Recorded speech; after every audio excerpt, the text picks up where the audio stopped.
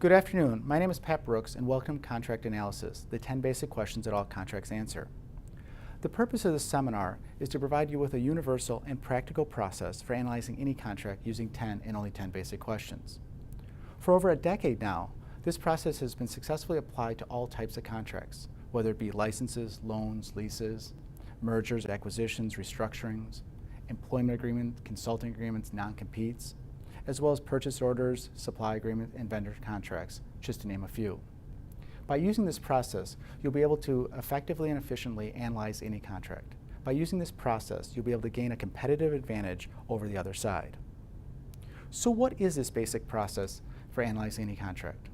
Well, in essence, the process says that any contract may be analyzed by asking and ultimately determining how it answers or should answer each of 10 basic questions. Or said another way, any contract may be analyzed by asking and ultimately determining how it answers or should answer each of 10 basic questions. Or if I was going to sum up, this process says that any contract may be analyzed by asking and ultimately determining how it answers or should answer each of 10 basic questions. The wonderful thing, the marvelous thing about all contracts is that all contracts answer the same and only the same 10 basic questions. And so once you know the 10 basic questions and how to answer each of those 10 basic questions, you'll be able to effectively and skillfully analyze and negotiate any contract. So what are the 10 basic questions? Well, the 10 basic questions can be summarized and set forth in what I affectionately refer to as a contract circle. The first basic question is beneficiaries. Who has rights underneath the contract? The second basic question that all contracts answer is obligors. Who has obligations underneath the contract? The third basic question that all contracts answer is security and collateral. Against what assets may recourse be sought in the enforcement of a contract? The fourth basic question that all contracts answer are enforcement rules. What are the rules by which a contract may be enforced or interpreted?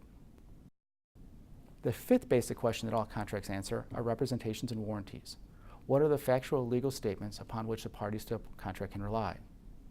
The sixth basic question that all contracts answer are conditions to the business deal. What has to happen or not happen before parties are obligated to perform underneath the business deal? Number 7, business deal. What is the allocation of control, economics, and risks among the parties to a contract? Number 8, taxes. What are the tax consequences of the transactions contemplated by a contract? Number 9, conditions to remedy enforcement. What has to happen in order for a party to be entitled to enforce its remedies under a contract? And finally, number 10, remedies. What are the remedies available in the enforcement of a contract? That is it. Those are the 10 basic questions that all contracts answer. By using those contracts and our process, you can effectively and efficiently analyze and negotiate any contract.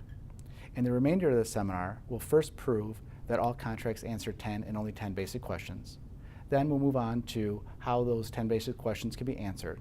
And finally, we'll apply the 10 basic questions to a number of interactive case studies to demonstrate how our process can be used to effectively and efficiently analyze any contract or deal.